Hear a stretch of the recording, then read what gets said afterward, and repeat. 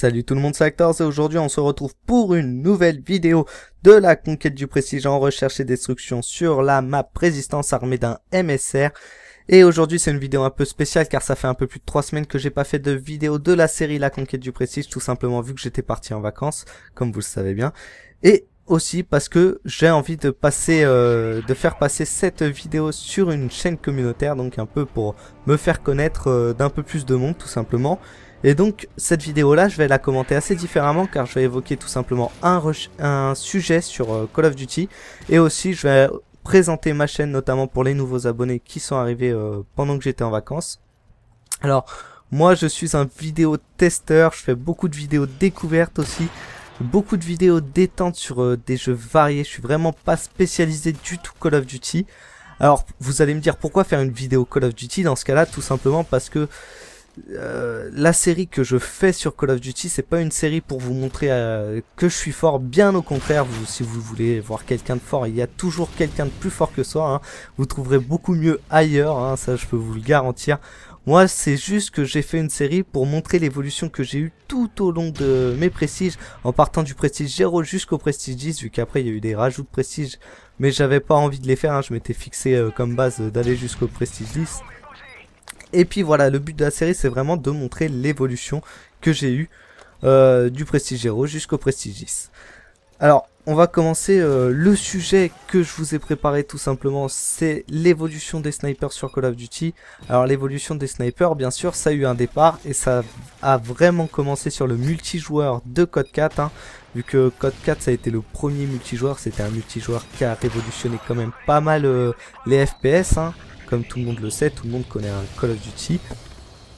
Et bien sûr, on va commencer par le tout premier, Code 4. Alors, je parle, avant de commencer vraiment le sujet, je parle de la plateforme PS3, hein, vu que je joue sur PS3 au Call of Duty, donc je vais pas m'exprimer pour les joueurs Xbox ou pour les joueurs PC, ça va vraiment être parler de la communauté sniper de PS3. Et donc, au tout début de Call of Duty 4, bah le jeu était vraiment différent, il n'y avait pas vraiment de rusher au sniper, hein, comme on le connaît maintenant aujourd'hui. C'était vraiment un sniper, c'était plus un campeur à l'époque, c'était vraiment cross the map, on attendait et on shootait le premier gars qui passait. En tout cas la grosse majorité des snipers à l'époque c'était ça. Bien que après il y a eu MW2 et l'évolution justement qui s'est vraiment rencontrée sur le jeu, c'est grâce à des snipers très fluides, on pouvait viser très rapidement et ça a été le début vraiment des quickscopes sur ce jeu. Alors les quickscopes c'était tout simplement des snipers qui étaient là, qui rushaient tout au long de la partie, qui vous enchaînaient les kills. Bien sûr ça n'a pas commencé par du rush, ça a commencé par les premières vidéos, c'était vraiment des campeurs, hein. Si on regarde les vidéos, c'était des gens qui attendaient et qui faisaient des full team tout simplement avec leur quickscope. Et c'était vraiment pas mal, ça vendait du rêve à l'époque. Puis il y a eu les premières teams de snipers qui se sont créées. Moi je pense tout particulièrement à la optique, hein. La première team YouTube, si je me souviens bien, c'était le montage d'Optic Predator tout bêtement, hein. C'était tout simplement des quickscopes, un peu de 360, rien de plus, et pourtant c'était énorme à l'époque, vu que personne ne voyait ça, c'était vraiment exceptionnel. Il n'y avait pas beaucoup de joueurs qui étaient capables de reproduire ce que eux faisaient. Puis après il y a eu le début des 1vs1 comme tout le monde le connaît aujourd'hui, on va en live, il y a toujours quelqu'un pour vous proposer un VS1 pour vous prouver qu'il est un peu plus fort que vous, hein. Soit c'est le gars il a pas d'amis, hein, soit c'est que il a tout simplement envie de jouer et de vous montrer un petit peu comment se servir d'un sniper. Donc des fois ça peut être sympa, d'autres fois c'est un peu lourd, mais ça a vraiment été une évolution qui bien sûr a continué sur MW2 car ces teams qui se sont créés, Quickscope et tout ça, les 360, ça a continué à aller toujours plus loin jusqu'au jour où on a eu les premières teams trickshot, tout à fait. Et les premières teams trickshot, c'était quoi? C'était des gens qui étaient là pour jouer la killcam de partie, donc ça a vraiment séparé deux types de joueurs, les trickshotters et les autres joueurs, tout simplement, ceux qui jouaient pour la partie et ceux qui jouaient pour obtenir une killcam pour montrer justement à quel point ils étaient forts. Alors ça avait du bon, il y a eu pas mal de progrès niveau sniper grâce à eux, beaucoup de bons joueurs qui se sont dévoilés grâce à ces Team Trickshot, mais on peut aussi voir qu'il y a un mauvais côté qui est apparu grâce à eux, malheureusement. C'était tout simplement ces tricheurs, hein, y a rien d'autre à dire, hein. Des gens qui étaient là à faire du setup. Alors le setup, c'était d'envoyer un de leurs amis dans l'équipe adverse et de tuer toute l'équipe sauf justement ce joueur qui était leur ami, pour tout simplement effectuer une killcam alors qu'il ne bouge pas, il est au milieu de la map, quoi, il attend de se faire tuer. Donc ça a gâché le jeu de beaucoup de joueurs malheureusement. Mais bon, il fallait bien ça pour faire leur épisode, hein, pour aller toujours plus haut. Alors moi je dis pas en privé pourquoi pas faire ça, mais en ligne, de là à gâcher le jeu de certaines personnes qui sont juste là pour s'amuser à un Call of Duty, moi personnellement ça m'a un peu gonflé, hein. Mais c'est pas fini vu que après il y a eu l'arrivée des hackers sur le jeu. Alors c'était vraiment une époque assez chiante pour tous les joueurs de Call of à mon avis, vu qu'il y avait les hackers, ceux qui allaient en ligne pour tout simplement vous montrer d'autres modes de jeu. Donc ça pouvait être marrant à la limite pour ceux qui voulaient toujours découvrir un peu plus du jeu. Mais il y a eu aussi ceux qui cheataient comme le M-Bot ou se rendre invisible tout simplement pour essayer de faire des kill feeds, pour essayer de faire des kill cam encore une fois. Et là franchement c'était pas super terrible, malheureusement c'était pas super. Puis il y a eu la sortie de Black Ops bien sûr. Alors Black Ops, là ça a été vraiment un changement pour tous ces snipers, hein, y compris moi, hein. C'était des snipers pas fluides du tout, auxquels on avait beaucoup de hitmarkers malheureusement. Donc tout de suite ça forçait un peu la communauté à arrêter les snipers, hein, malheureusement. Il y a eu beaucoup de changements, des gens qui sont retournés à l'arme, beaucoup de nouveaux joueurs qui sont arrivés avec cette sortie de Black Ops où il y a eu beaucoup de pubs. Et donc des joueurs qui se sont mis directement à jouer à l'arme, à la KU, à la MP5, aux armes d'assaut notamment.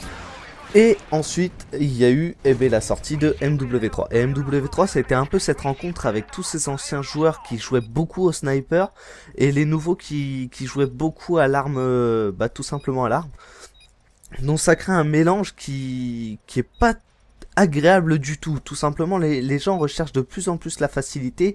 Pour les snipers, les team snipers, je me suis rendu compte que beaucoup étaient des trickshotters, c'est-à-dire quelqu'un à l'arme, il peut vous mettre la misère au sniper, mais la différence avec cette personne-là, c'est qu'il va jouer toute la partie à la MP7, quoi.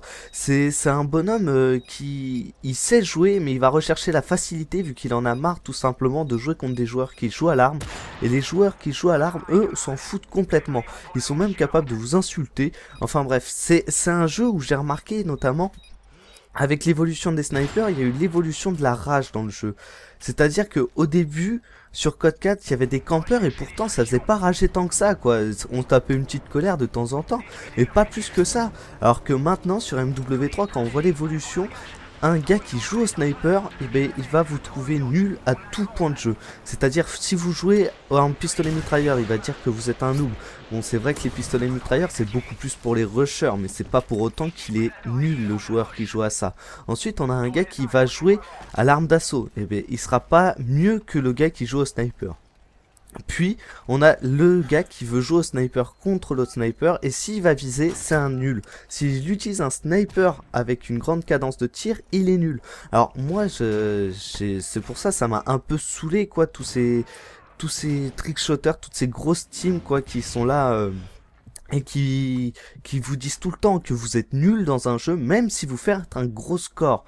Mais bon, bien sûr, tout cela s'explique aussi autrement, c'est-à-dire que si on revient sur MW2 un peu plus, les teams qui jouent au sniper trickshot justement ont développé une nouvelle manière de jouer aussi, qui est la machine de guerre. Donc la machine de guerre, tout le monde connaît si vous avez connu MW2, c'est ces joueurs qui jouent au lance-grenade, à l'UMP et tout ça, qui vous disent que vous êtes nuls, bien sûr, alors que c'est vraiment ce qu'ils détestent le plus au monde, quoi. Jouer à un lance-grenade, ils sont tués par ça, ils vont vous assauter complètement, alors que eux, ils vont vous dire tout simplement que vous êtes nuls si vous jouez à ça. Mais ils font ça, eux, pour tuer toute l'équipe et avoir tout le temps disponible pour vous faire une kill cam. Alors ces joueurs-là, s'ils arrivent sur... bien sûr MW3, ils auront aucun scrupule à jouer avec un pistolet d'assaut, enfin un pistolet mitrailleur je veux dire, excusez-moi, et pourtant vous dire que vous êtes nul. Alors moi, toute cette évolution que j'ai vue au fil des années, vu que vraiment j'étais là depuis le début des Call of, moi, ça m'a plu à un moment. Bien sûr, le développement sur MW2 était quand même pas mal, puis après ça m'a un peu déçu malheureusement. Et puis voilà, moi c'est juste un avis comme ça que je donne. Bien sûr ça sera pas l'avis de tout le monde à mon avis, et je respecte les avis de tous. On arrive donc à la fin de cette vidéo où je vous présente un gameplay où je fais 18-2 et où je vous présente aussi mon avis sur les snipers depuis le début de Call of. Merci d'avoir suivi cette vidéo en entier. Moi je vous dis à la prochaine sur ma chaîne. Allez, bye bye.